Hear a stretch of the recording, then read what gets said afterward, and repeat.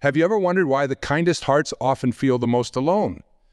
It's a peculiar paradox of life that those who give the most love often receive the least in return. Those gentle souls who light up rooms with their smiles, Eric, who remember the little details about everyone else's lives, who show up without being asked, they often go home to the quietest houses. I want to talk about something real today. Something that many of you feel deep in your bones but might have never put into words.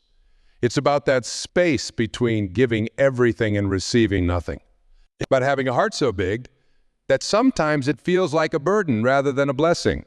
You see, every day I meet people who carry sunshine in their pockets and hand it out to everyone they meet. They're the ones who notice when someone's having a bad day, the ones who remember to check in on friends who've been quiet too long, the ones who somehow always have time to listen, even when their own world is falling apart. But here's the truth that nobody talks about. These beautiful souls often walk the loneliest paths. Think about the friend in your life who's always there for everyone else. The one who shows up with soup when you're sick, who remembers your mother's birthday, who sends those just checking in texts that make your day better. Have you ever wondered what keeps them up at night? Have you ever asked them who they turn to when their own heart is heavy? The world can be an overwhelming place for those who feel everything deeply. It's like having your emotional volume turned up to maximum all the time. When others feel joy, you feel ecstatic. When others hurt, your heart. This depth of feeling is both a gift and a burden. It makes you an incredible friend, but can leave you feeling like an outsider in a world that often seems to value toughness over tenderness. Let me share something with you. There's a particular kind of exhaustion that comes from being everyone's emotional support system. It's not the kind of tired that sleep can fix. It's the bone-deep weariness that comes from holding space for everyone else's pain while having no one to hold space for yours. Nice people, truly, genuinely nice people, often find themselves caught in a beautiful trap. Their kindness makes them magnetic. People are drawn to their warmth, their understanding, their ability to make others feel seen. But this same magnetic quality can create a one-way street of emotional energy. They become the go-to person for everyone else's struggles, the designated problem solver, the emotional first aid kit that everyone reaches for in crisis. These souls wouldn't have it any other way. Their kindness isn't a choice or a strategy. It's who they are at their core. They don't give to get something in return. They give because that's how they're wired, because they know no other way to exist in this world. But this unconditional giving creates an unintended consequence. People get so used to their strength that they forget these pillars of support are human too. They forget that even the strongest shoulders need someone to lean on sometimes. They forget that the person who always asks, "How are you?" might be waiting for someone to ask them the same question and really listen to the answer. The loneliness of kind people is a unique kind of solitude. It's not about being physically alone. Often these people are surrounded by others who claim to care about them. It's about feeling unseen in your entirety. It's about being known for what you give rather than who you are. The same beautiful souls often struggle with the deep fear. The fear that if they ever stopped giving, if they ever showed their own need for support, people would drift away. They worry that their value lies in what they do for others rather than who they are as complex human beings. This creates a cycle that's hard to break. The more they give, the more people come to expect from them. The more people expect, the harder it becomes to show vulnerability. The harder it becomes to show vulnerability, the deeper the loneliness grows. The painful irony is that these individuals who understand others so deeply often find themselves profoundly misunderstood. Their kindness is sometimes mistaken for weakness. Their generosity is occasionally seen as trying to please others. Their emotional intelligence is frequently dismissed as being too sensitive.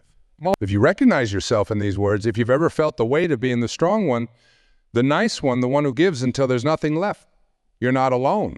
Your capacity for kindness isn't a flaw. Your depth of feeling isn't a weakness. Your gentle heart isn't a burden. It's a gift to a world that desperately needs more light.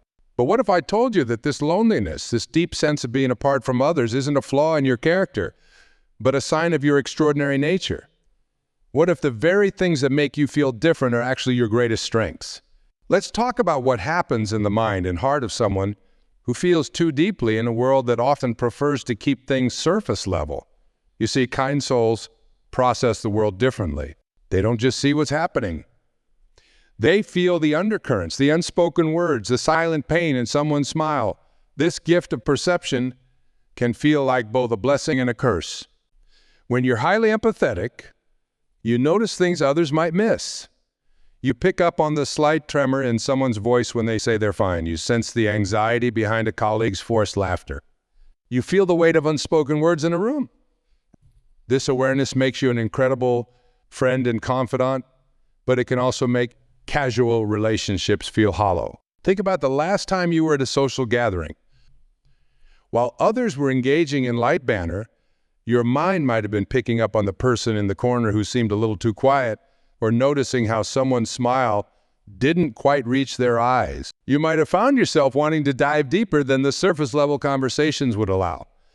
This depth of perception creates a unique challenge. In a world that often operates at the speed of social media updates and quick text messages, you crave authentic connection. Small talk feels like wearing shoes that don't quite fit, uncomfortable and constraining. You long for conversations that go beyond the weather and weekend plans, conversations that the world doesn't always make space for this kind of depth. In our fast-paced society, efficiency often trumps empathy. Quick solutions are valued over deep understanding, the very qualities that make you special. Your thoughtfulness, your emotional intelligence, your desire to truly understand others can sometimes make you feel out of step with the rhythm of modern life. Let's talk about something that rarely gets discussed: the exhaustion that comes from being emotionally available all the time.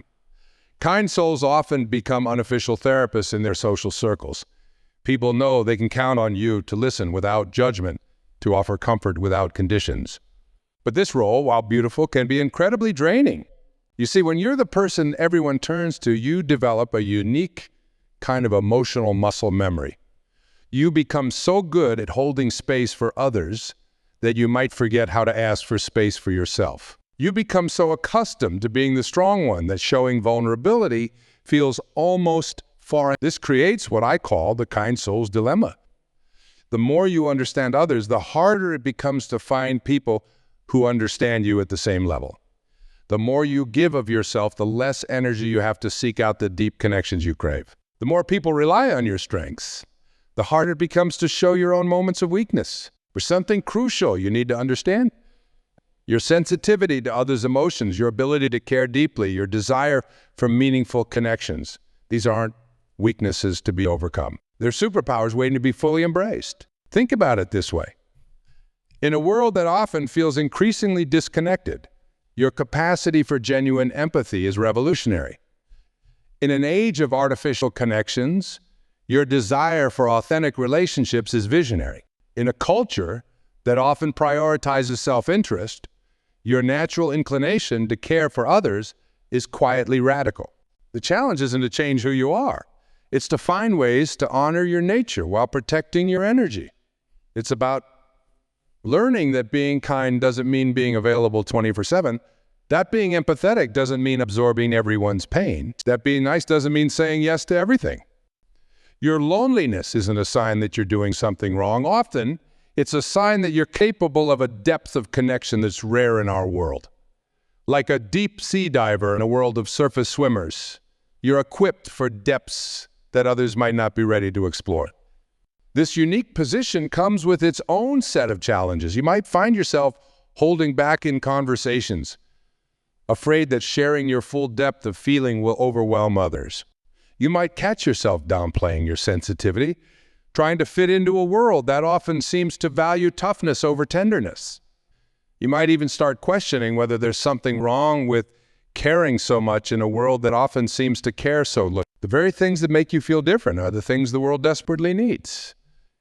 Your ability to notice, to care, to feel deeply, these aren't burdens to bear, they're gifts to share. The key is learning how to share them in ways that don't deplete you. Think of your emotional sensitivity like a finely tuned instrument. In a world of casual noise, you're capable of creating beautiful music, But like any valuable instrument, you need proper care, maintenance, and protection. You need to learn when to play and when to rest, when to perform, and when to practice in private. Your journey isn't about learning to feel less. It's about learning to feel fully while taking care of yourself in the process. It's about finding the balance between giving and receiving, between caring for others and caring for yourself, between being there for everyone else and being there for yourself. Now, let's talk about transformation, about how to honor your beautiful heart while protecting your inner peace, about how to remain kind in a sometimes unkind world without losing yourself in the process. The first truth we need to embrace is this: setting boundaries isn't unkind. It's an act of self-respect. Think of your energy like a garden. No matter how fertile the soil, if you keep harvesting without replanting, eventually the ground will go. Your kindness needs nourishment to keep growing. Many of you have learned to say yes before you even hear the full question. You've trained yourself to be available at the first hint of someone else's need. But here's a revolutionary thought. What if saying no sometimes could actually make your yes more meaningful? What if creating space for yourself could help you show up more fully for others? Let me share something powerful with you. The world won't fall apart if you take time for yourself. The people who truly value you won't love you less if you have limits. In fact, by setting healthy boundaries, you teach others how to respect not just you, but themselves as well. This brings us to an important realization. Being nice doesn't mean being perfect. It doesn't mean being available 24/7. It doesn't mean solving everyone else's problems. True kindness starts with being kind to yourself. When you fill your own cup first, you have more to give others, not less. Think about the oxygen mask principle on airplanes. You're instructed to put on your own mask before helping others. This isn't selfish. It's practical. You can't help anyone if you're running out of air yourself. The same principle applies to emotional energy. Here's a powerful truth that many kind souls need to hear. You are not responsible for everyone else's happiness. You can care deeply about others without carrying the weight of their world on your shoulders. You can be supportive without being a savior. Let's talk about authenticity. Many of you have become so good at anticipating others' needs that you've forgotten how to voice your own. You've become fluent in the language of comfort, but struggle to speak the dialect of self-advocacy. It's time to change that narrative. Start small. Practice saying things like, I need some time to think about that, instead of immediately saying yes. Try, I care about you, but I don't have the emotional capacity for this right now, instead of forcing yourself to be there when you're depleted. These aren't rejections. They're honest expressions of your humanity. Remember, your sensitivity isn't a weakness that needs to be overcome. It's a strength that needs to be properly channeled. Like a powerful river, it needs both flow and boundaries to create something beautiful rather than destructive. What if your loneliness isn't just about being misunderstood by others? What if part of it comes from not fully understanding and accepting yourself? Many kind souls spend so much time trying to understand others that they forget to turn that same compassion. So here's an exercise that might feel uncomfortable at first. Spend time with your own emotions with the same patience and acceptance you offer others. When you feel overwhelmed, treat yourself with the same kindness you'd show a friend. When you need rest, give yourself permission to take it without guilt. Your heightened empathy is like having a superpower. But even superheroes need rest. They need their fortress of solitude, their time to recharge. Creating these spaces isn't selfish. It's essential maintenance for your gift of giving. The importance of finding your tribe. Yes, being highly empathetic can be lonely, but there are others like you out there. They might not be the loudest voices in the room, but they're there looking for genuine connection just like you are. Start seeking out relationships that feel balanced. Look for people who don't just take your energy, but replenish it. People who understand that your kindness isn't a resource to be depleted, but a light to be shared. These connections might be fewer in number, but they'll be deeper in meaning. Your capacity for kindness isn't a liability in need of correction. It's a gift in need of protection. The goal isn't to become less caring, but to care in a way that's sustainable, to create boundaries that protect your energy without diminishing your essence. Let's talk about something transformative, How to build a life that honors both your giving nature and your need for genuine connection. Because the truth is, you don't have to choose between being kind and being fulfilled. There's sometimes the very people who give the most love struggle the most to receive it. You've become so accustomed to being the giver that accepting help, love, or support feels almost uncomfortable. It's time to break this pattern. Start by understanding that receiving isn't taking. When you allow others to support you, you're not diminishing your role as a giver. You're creating balance. You're allowing others to experience the joy of giving that you know so well. In fact, by receiving gracefully, you're teaching others how to give authentically. Think about the last time someone offered you help. Did you deflect it with a quick, "I'm fine"?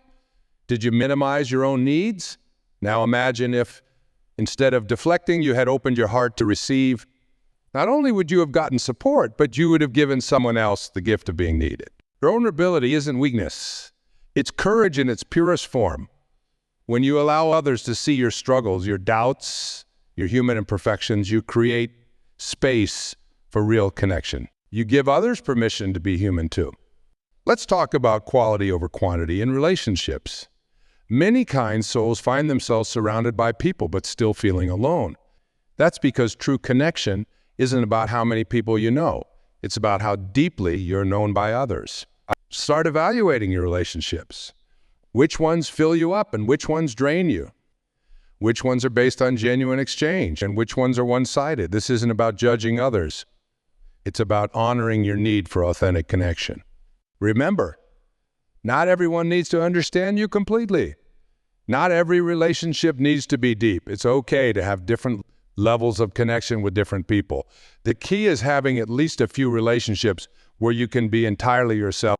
Learn to recognize the difference between people who appreciate your kindness and those who exploit it. True friends value you for who you are, not just what you can do for them. They check on you without needing anything. They remember your birthday too. They create space for your feelings just as you create space for theirs. Now let's address something that many kind souls struggle with: the fear of being too much, too emotional, too caring, too sensitive. But what if your depth isn't too much? What if you're exactly what this world needs more of? Think of it this way. In a world that often feels disconnected and superficial, your ability to feel deeply and care authentically isn't a flaw. It's a gift. The key is finding people who appreciate this gift rather than trying to dim your light to make others comfortable.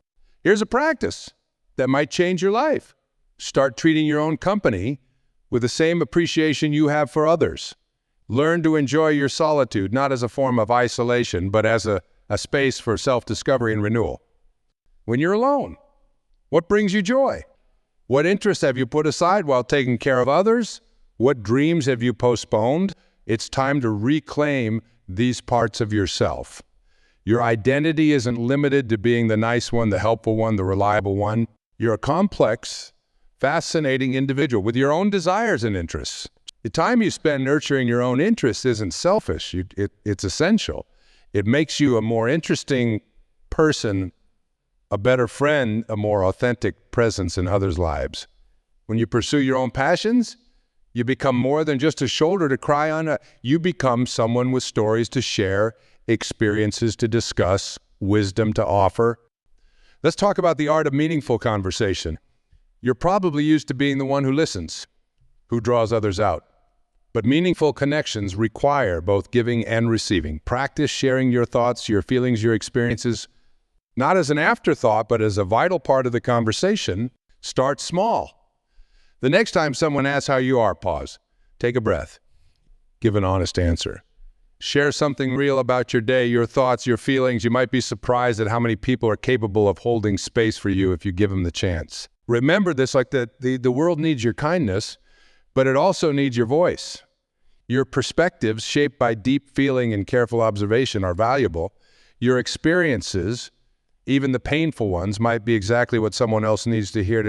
As we draw our time together to a close, I want to leave you with something powerful, a vision of what's possible when you embrace both your kindness and your need for authentic connection.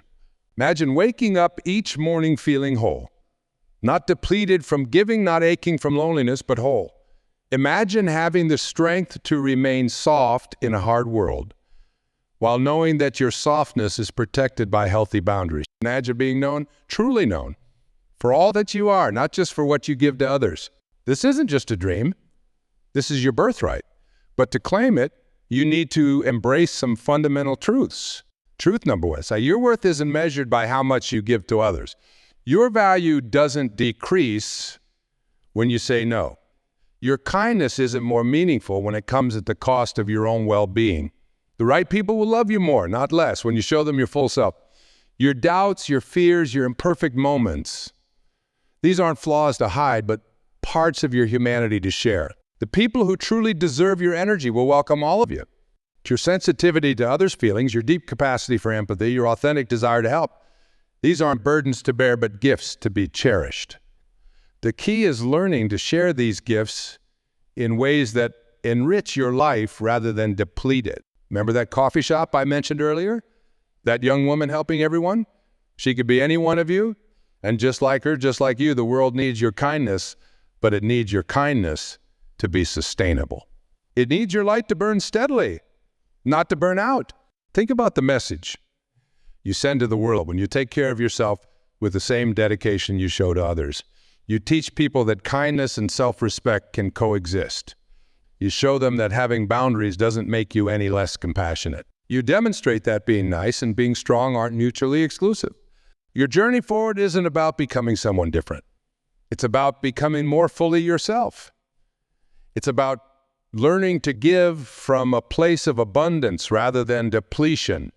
It's about creating connections that nourish you as much as you nourish others.